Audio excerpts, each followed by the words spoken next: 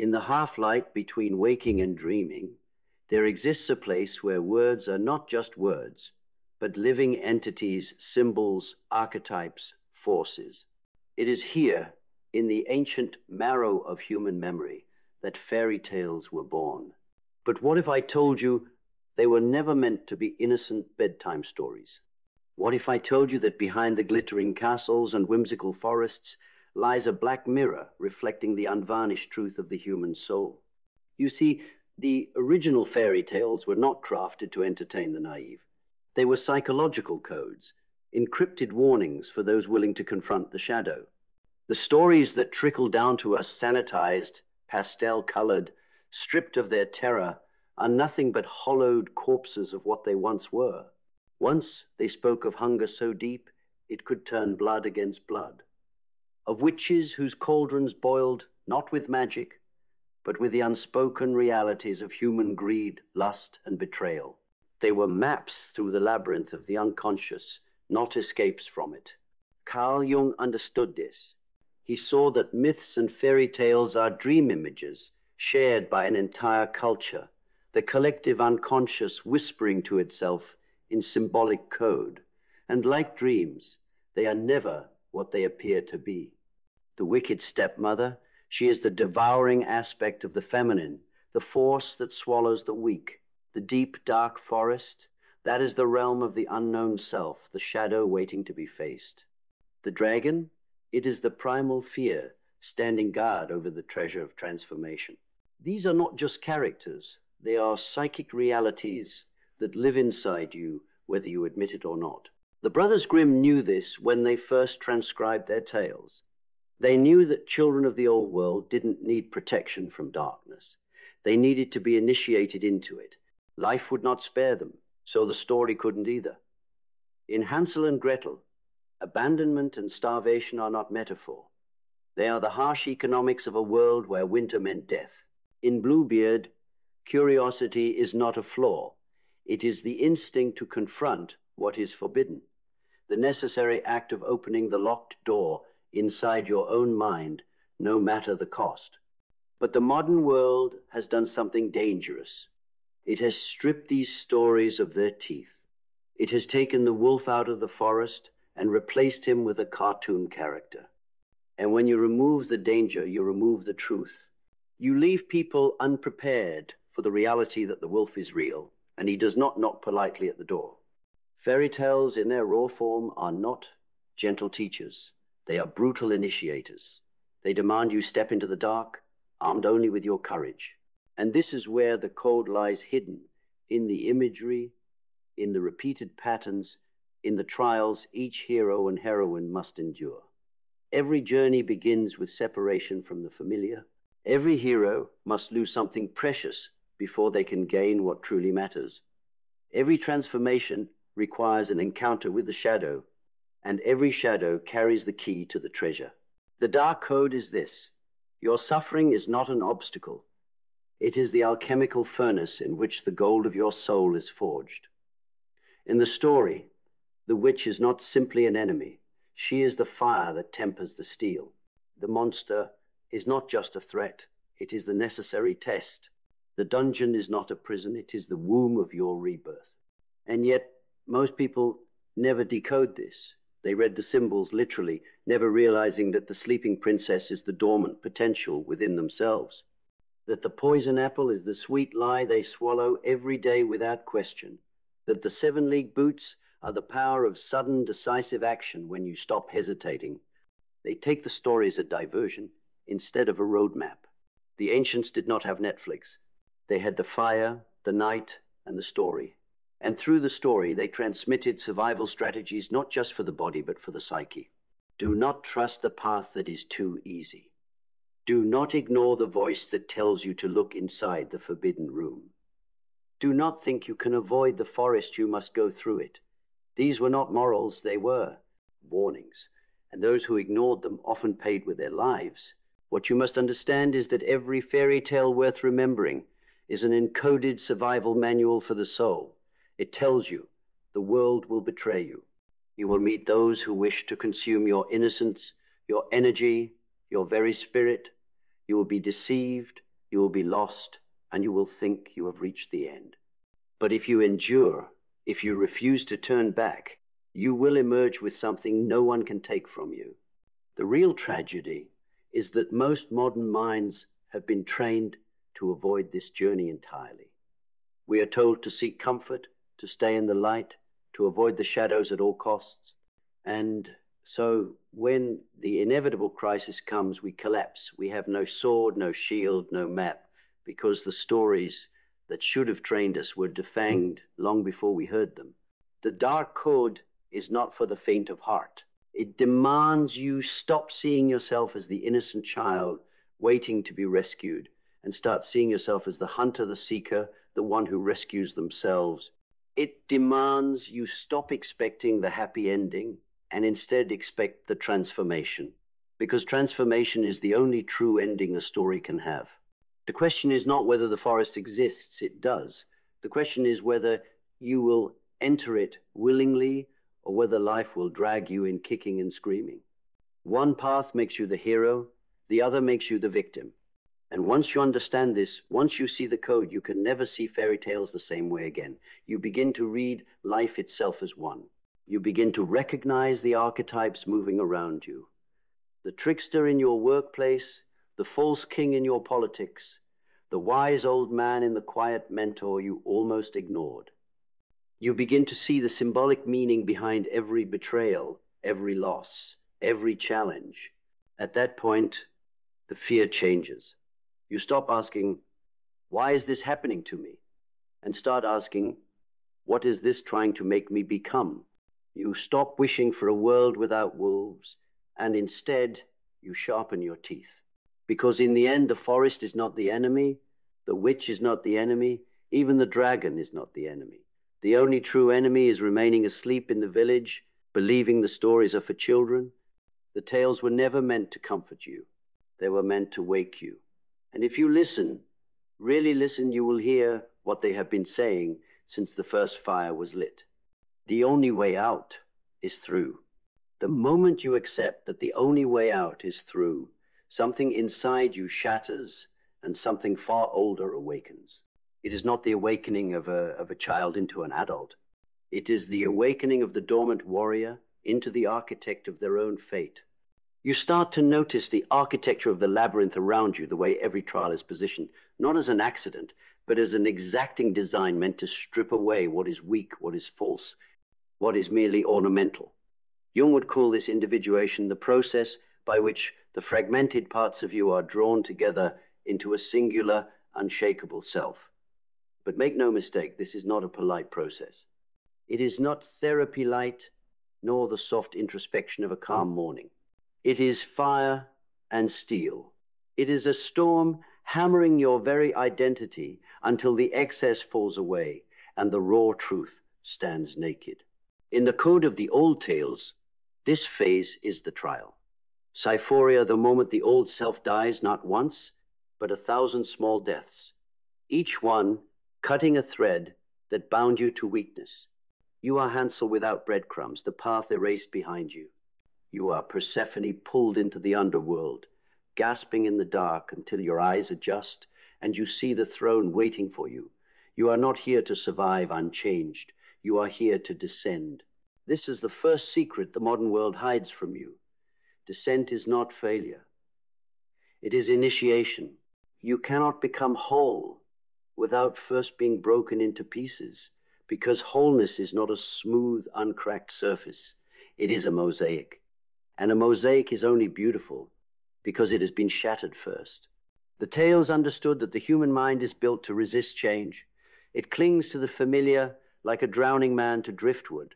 And so the stories always force the hero into the place they fear most, the forest, the dungeon, the belly of the whale.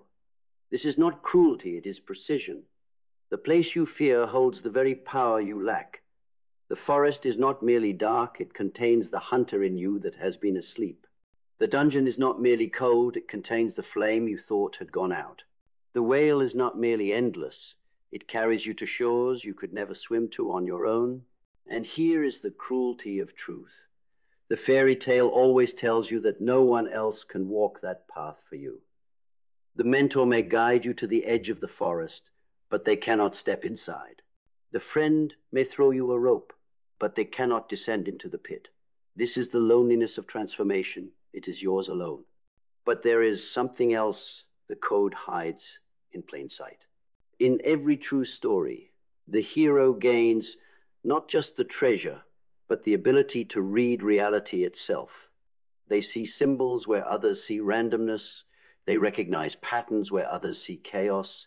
They become fluent in the language of the world because they have survived enough of it to know its grammar.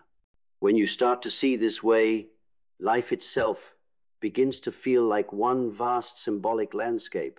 The toxic colleague is no longer just difficult. They are the trickster sent to sharpen your ability to remain unmoved. The heartbreak is no longer just bad luck. It is the severing of an anchor that would have dragged you under. The loss of everything you thought you needed is not a cruel twist of fate. It is the witch burning down your cottage so that you finally step into the castle you were meant to claim. And this brings us to the second secret, the fairy tales. God, the one the modern mind resists with everything it has. You are never the same character for the entire story. You do not remain the hero from beginning to end. At times, you are the lost child. At times, you are the hunter. At times, you are the very monster you feared. And only when you accept this, only when you integrate it, do you stop living in fragments. This is why Jung said, "One does not become enlightened by imagining figures of light, but by making the darkness conscious." Fairy tales were the ancient training ground for this truth. They showed you that the line between hero and villain runs through your own heart, that your shadow is not an enemy to destroy, but an ally to understand, that without the witch there is no wisdom, without the wolf there is no courage, without the dragon there is no gold. The moment you realize this, the anger you once carried toward life's unfairness begins to dissolve. You stop expecting a perfect world and start expecting a meaningful one. You stop wishing for the absence of struggle and start hungering for the kind of struggle that transforms you. And then, almost without realizing it, you step into the deepest chamber of the code, purpose. The tales were never about survival for survival's sake. They were about becoming the kind of being who can survive without losing themselves. The kind who can walk into the forest willingly, knowing they will not come back the same and wanting it that way. But here is where most people falter. They mistake comfort for safety, forgetting that safety without growth is a slow form of death. The village is safe because nothing changes there. And nothing changes there because nothing truly lives there. The fairy tale doesn't care how long you stay in the village. It knows you will eventually be called out. The question is whether you will hear that call as a threat or as an invitation. And once you answer it, once you cross that invisible threshold, life begins to conspire in strange ways. Allies appear, not always in the form you expect. Weapons arrive, but only when you have proven ready to wield them. Doors open in walls you thought were solid stone.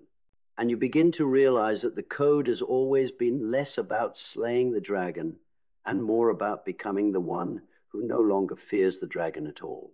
Because the moment you lose that fear, the dragon changes. It is no longer a beast to be slain. It is a gatekeeper to be befriended. It becomes the force that ensures only the worthy may pass. And you are no longer merely the traveler. You are the one who can walk both in the light of the village and in the shadow of the forest without losing yourself in either. That is when you have truly decoded the tale. That is when you understand why it was never meant for children. When you stand at that point where the forest and the village meet, you realize something terrifying and liberating at the same time. There is no going back. Not because the village will not take you back, but because you can no longer fit inside the walls. The stories never tell you this plainly, but they show it again and again. The hero returns home, but it is not home anymore. Odysseus comes back to Ithaca after 20 years, but the man who left is gone forever. The hobbit hole is the same, yet Bilbo has become a creature of both hearth and road, belonging fully to neither. This is the price of vision. You can never unsee what you have seen. And here, in the marrow of the code, You meet discipline, not the kind of discipline preached in shallow self-help slogans, but the sacred discipline of carrying the vision without letting it rot in the soil of inaction. The tales understand that a vision without discipline is just a hallucination. The fairy godmother can put the dress on Cinderella, but if she does not walk into the ballroom, nothing happens. The sword can be pulled from the stone, but if Arthur does not train his arm and sharpen his mind, he will not hold the crown for long. Discipline is the bridge between the magic you are given and the kingdom you are meant to rule. And here is the brutal part. Discipline, in the language of the code, is not about doing what you feel like. It is about doing what is necessary, even when every part of you would rather sink back into the warm bed of the old self. The forest does not care how tired you are. The path does not care how much it rains. The dragon does not care about your mood. You walk, you fight, you keep moving. This is the phase where most turn back, not because the challenge is too hard, but because they start to believe they have done enough. They confuse surviving the forest with claiming the treasure, and so they wander in circles, mistaking motion for progress.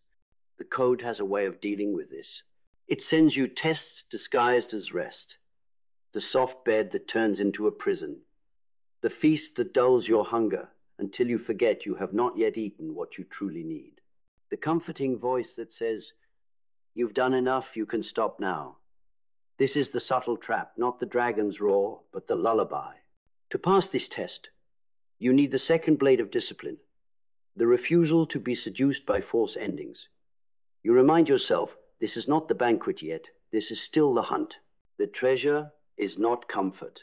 The treasure is transformation, and transformation is never given, only claimed. It is here that resilience begins to crystallize, not as stubbornness, not as gritted teeth endurance, but as the quiet certainty that nothing outside of you has the power to stop you. The code embeds resilience into its heroes through attrition.